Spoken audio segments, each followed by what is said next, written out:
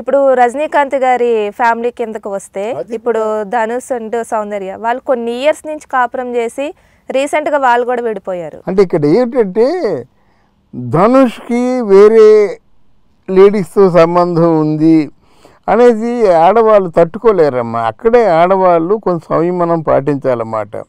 మగవాడు కదా ఏదో ఆకర్షణ లొంగాడు, మరి ఇంటికి రావాల్సిందే కదా, భార్య ముఖం చూడవలసిందే కదా.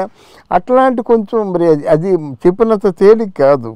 ఎందుకంటే తన సర్వస్వంగా ప్రాణప్రదంగా ప్రేమించినటువంటి భర్త తన వాడు కాకపోతే తట్టుకోలేదు.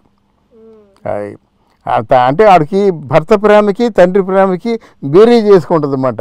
ఎలాగైనా మా నాన్న నన్ను పెంచాడు, అల్లార ముద్దుగా పెంచాడే, ఈ నడితే కొండ మీద కూతురు తీసుకొచ్చాడే, నాకు ప్రాణం ఇచ్చేసాడే, ఈ భర్త దగ్గరికి వచ్చిన తర్వాత ఎన్ని పాటలు పడుతున్నాను, ఇంత చిత్రహింస పడుతున్నాను, ఈ హింసలన్నీ పడి ఇక్కడ ఉండాలా, నా కళ్ళ ముందే వేరే ఆడవాళ్ళతో తిరుగుతుంటే చూసి తట్టుకోవాలా నేను, ఈ జీవితం నాకు అవసరమా అనే ప్రశ్న వేసుకుంటుంది.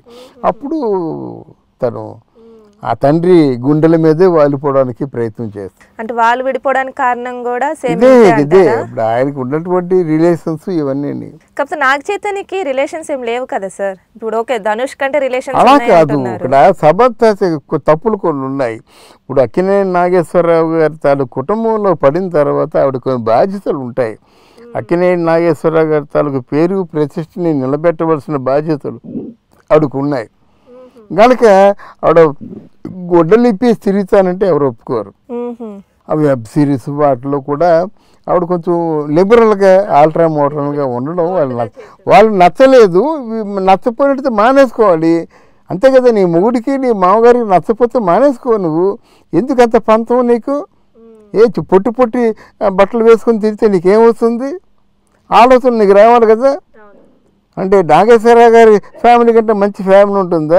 నాగ చైతన్యకి నాగార్జున వాళ్ళ తల్లి నాగ చైతన్య మొత్తం 3 ప్రాపర్టీలు కలిసి వచ్చాయన్నమాట. పైగా తాతగారు తోటి 4 ప్రాపర్టీలు కలిసి వచ్చాయి.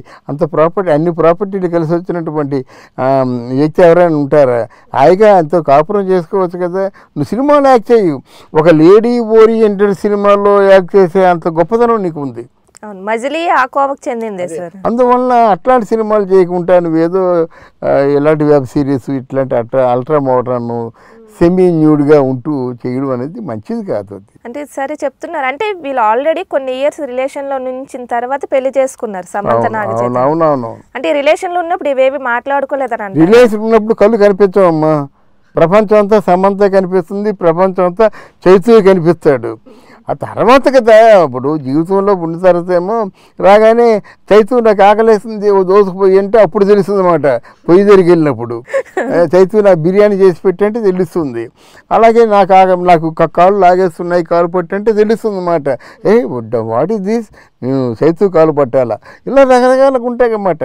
ఒకరికొకరు సేవలు చేసుకోవాలి కదా, ఒకరిని చూసుకోవాలి కదా. ఇవన్నీ నాన్ సెన్స్ లాగా ఉంటాయి. జంటకి యువతరానికి ఇవన్నీ నాన్ సెన్స్ లాగా ఉంటాయి అన్నమాట. ఇవన్నీ కారణాల వల్ల విడిపోవడానికి ఎమోషన్స్ అంతే, హ్యూమన్ ఎమోషన్స్ అలాగా దారి తీస్తాయి అన్నమాట.